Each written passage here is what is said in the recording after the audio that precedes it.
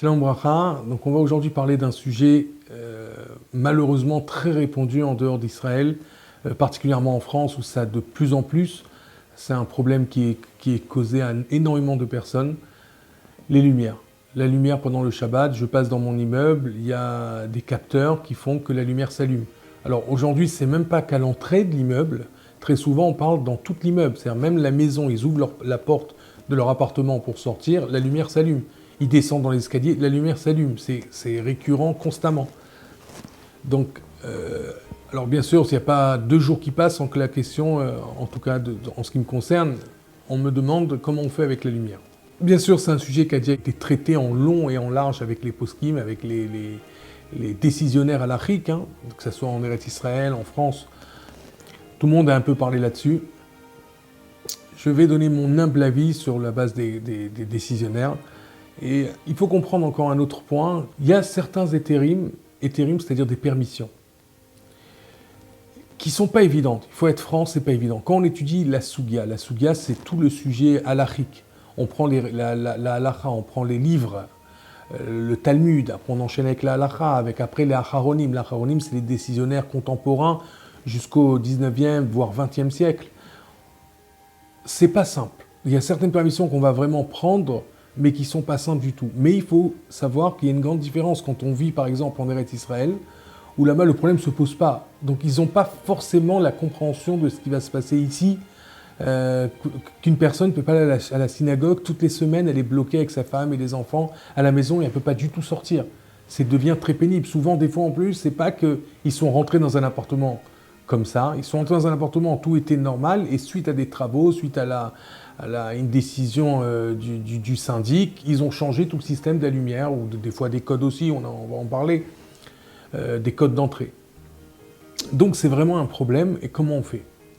Donc il faut quand même savoir, sans rentrer dans tout le sujet, parce qu'on peut rester plus d'1 heure, voire 2 heures à parler, donner tous les avis, je vais juste citer une halakha qui est rapportée dans Tzeda. Tzeda, c'est-à-dire dans ce qu'on est... on n'a pas le droit de captiver, on n'a pas le droit de chasser. Le mot tzeda, littéralement, veut dire chasser. On n'a pas le droit de chasser un animal. Maintenant, il y a une halakha dans le Shulchan Aruch qui est rapporté que quand on va fermer une porte et il y a un animal qui est à l'intérieur, sans entrer dans tous les détails, ce qu'ils vont dire là-bas, nos maîtres, les Rishonim, le Rashba, le Ran, il y a ce qu'on appelle un terme halachique qui est appelé psik reché de lo nichale. Je vais expliquer parce que c'est un peu compliqué comme ça. Psik reché de lo nichale, c'est je vais faire une action. Voilà, par exemple la porte. Je n'ai pas directement pris l'animal, je l'ai enfermé. Il y a ce qu'on appelle un grama. J'ai fermé la porte. En fermant la porte, il y a l'animal forcément qui va être coincé à l'intérieur de la maison ou à l'intérieur d'un enclos. Hein, d'accord ? Et je l'ai chassé. Maintenant, je ne l'ai pas chassé intentionnellement. J'ai fait une action qui a fait que.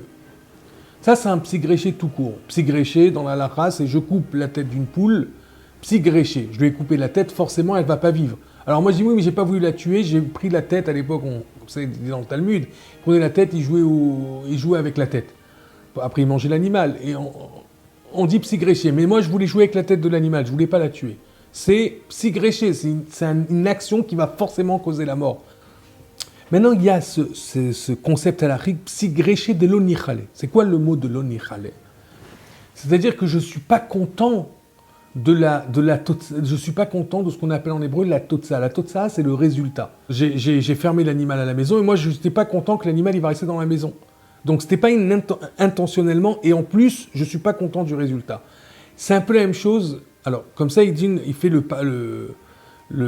parallèle, un des maîtres de la génération dans la halakha, le Rav Wosner, dans son livre Shevet HaLevi. Il fait ce parallèle avec Tzeda, ce qu'on a cité dans Tzeda, et avec le din dans Shidrach Aleph, avec la loi dans Shin Tet Vav, avec la loi la loi des lumières, justement. Ce qu'on appelle en hébreu un chayshan, un capteur. Et on n'est pas content, psigréché de lo nichale, c'est-à-dire qu'on n'est pas content, c'est une permission du Haruch, un des grands Rishon, un des Rishonim, qui permet, après il y a là-bas le Rashba, mais quoi qu'il en soit, on n'est pas content de ce résultat, comme quoi que la lumière va s'allumer. Alors, quand on dit pas content, c'est bien sûr, oui, on n'est pas content halakhiquement, on voudrait qu'il n'y ait pas ce problème, mais ça ne rentre pas en compte. C'est pas l'halakha ici qu'on voit, c'est le confort. Moi, ça ne m'intéresse pas forcément que la lumière elle s'allume. C'est pour ça d'ailleurs, il y en a qui disent, bon, tu peux rentrer, mais tu fermes les yeux, comme ça tu profites pas. Mais ça, c'est pas évident du tout, parce que concrètement, l'action, elle est faite. Par contre, il faut savoir que beaucoup disent, parce qu'il y a beaucoup de décisionnaires, ils disent c'est un psychréché de l'onichale. Tu n'es pas content que finalement la lumière elle s'allume. Alors comme j'ai dit, qu'on n'est pas content, c'est-à-dire j'ai rien gagné de ça, moi qu'elle s'allume ou pas, moi c'est la même chose pour moi. Et tout le monde dit mais c'est pas vrai, finalement tu es content, c'est harama, harama c'est une ruse de dire que tu n'es pas content et que tu n'es pas satisfait. Alors effectivement on ne peut pas dire, comme on dit en hébreu, béchoufi, c'est-à-dire oui, si la lumière elle s'allume, l'homme il n'est pas content. Mais par contre, il faudra faire une petite nuance qui est très importante. Si quand tu rentres dans le bâtiment, ou tu rentres dans ta cage d'escalier, dans les parties communes, il y a une lumière de secours. Et ça c'est l'avis que je donne. Tu as une lumière de secours, même que la lumière elle va s'allumer, bon, c'est sûr qu'il y a un confort supplémentaire, mais ça ne va pas t'apporter tellement. Puisqu'il y a une lumière de secours qui s'allume. Ça, c'est le premier point. Et donc, on pourrait éventuellement, si vraiment on a pris toutes les solutions et personne ne peut nous ouvrir la porte et il n'y a pas le choix, on pourrait se baser sur le Rav Wosner à condition qu'il y ait cette lumière de secours et pouvoir sortir de la maison pendant Shabbat, même si la lumière s'allume. Encore une fois, je sais que ce n'est pas accepté par tout le monde, beaucoup ne sont pas d'accord. Il y a entre parenthèses un autre traiteur qui est rapporté avec le Maharam de Rothenburg par rapport ce qu'on appelle Sheleg. Sheleg, c'est la neige. De pouvoir, à l'époque du Talmud, il y a une halakha que est-ce qu'on avait le droit de sortir ou pas dans la neige et faire et que chez soi, la maison, elle est entourée de neige autour. Donc on voit que la halakha, le Maharam de Rothenburg avait permis, pourquoi? Elle a donné ce terme, parce qu'il n'y a pas le choix, sinon les gens ils vivent plus, ils sortent plus de chez eux, Shabbat.